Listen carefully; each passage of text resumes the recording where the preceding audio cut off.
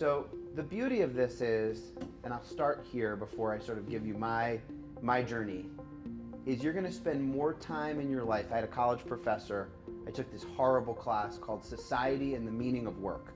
And the professor, I don't really remember much from the class at all, to be honest, but I remember the one thing that he said, which is you're going to spend more time in your life working than doing anything else that you do on this planet. Like more hours in an office, building a company, working at a company, than you're going to spend with your family, than you're going to spend with your friends. And it doesn't seem right because you only get to live once. You should be able to enjoy what you do. And so you sure as heck better find a way to do what you love. So I grew up in Washington, D.C. I grew up in a family really in suburban Maryland, right outside of D.C., in a family that was completely immersed in the world of sports. But I was also really lucky that my father worked in sports. He was the general counsel, which is the lawyer for the Baltimore Orioles baseball team. He was later the lawyer for the Washington Redskins football team, now known as the Washington football team. And he, always had sort of, these incredible experiences for going to games and sports, and I was lucky. But I was much more interested in what was going on at the ballpark, what the food was at the concession stand, who were the sponsors. Remember, this is in Baltimore. I'm growing up. Oriole Park at Camden Yards is getting built in the early 90s, and we're walking around in the construction scene, seeing the building of this incredible ballpark. And Oriole Park in Baltimore is a lot like Jacobs Field, same designer, same style stadium. It really revolutionized a city. As I got older, and as I went to college, I knew it was just a matter of time, somehow, some way, that I could end up working in sports. So I did what anyone in this room would do. I started trying to write emails and phone calls to everybody that I knew that worked for a baseball team trying to get a job. And it turns out a lot of people want to work in sports, and those jobs are really hard to get. And so that's a great sort of entrepreneurial moment for me, because as I think back at that moment, all entrepreneurs at some point in their journey face incredible resistance, a wall, literally a moment where you're standing there and somebody's telling you it's not possible to achieve your dream. I mean, you will be told that. And so if you remember one thing from our time here today, prepare for that moment. So I took a job working night shift at my hometown newspaper, the Washington Post. And for me, that experience I thought would be, I'd work at the newspaper for a year, maybe two, and then go and explore my dreams of getting back into sports.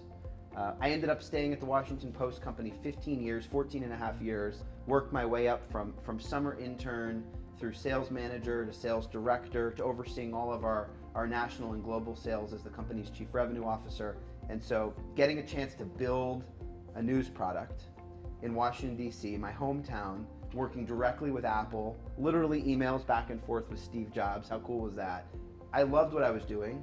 I was in my hometown. My baseball dreams were on the shelf. I knew I'd get back there someday. And then the whole world came sort of to a crashing halt in 2012.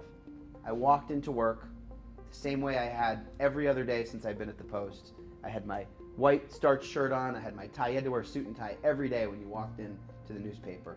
It's a little bit like the 1960s.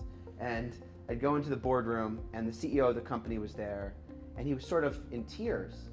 And the senior team was meeting around, and we all got called up to the executive table. And the CEO of the company said, "I've got news I want to share with everybody.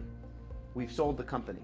And so the logical question was, who bought this newspaper? Like, what was the future of this media company that we'd all loved and poured our heart into working for?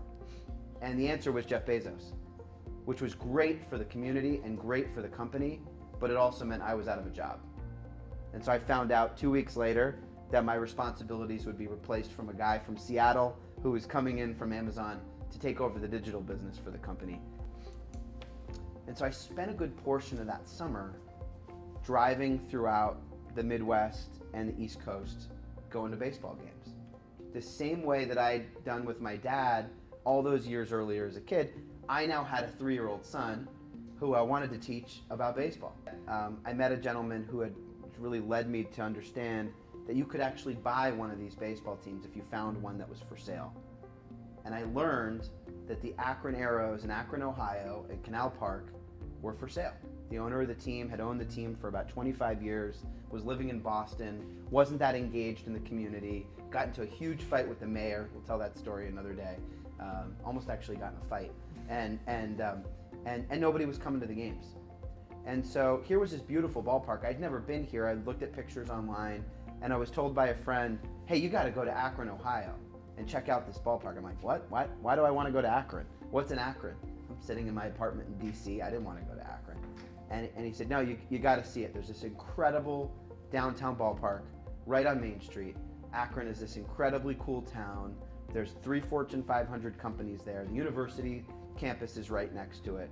The people are really caring, and if you invest and really are willing to give back to Akron, the success of this team is right there for the taking. And by the end of that summer, I was able to go to my family with a business plan, and we bought the Akron Aeros. And I was, at this point, I pinched myself.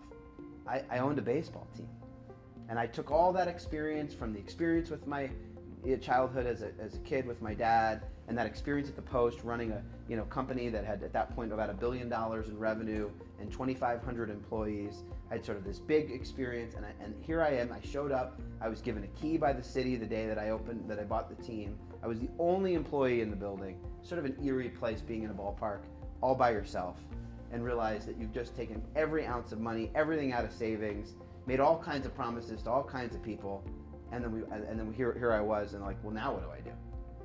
And the answer to that is you surround yourself with the best and the brightest people you can possibly find. I just want to close with one other thought, and that is that hard work really is not always measured in hours. You certainly can outwork. There will be other people in the room that are smarter than you. There'll be other people in the room that have more tools than you do. Maybe a fancier computer. Maybe we're given different levels of education. But your passion for seeing your project through, no matter what that is, will be at the end of the day what gives you success.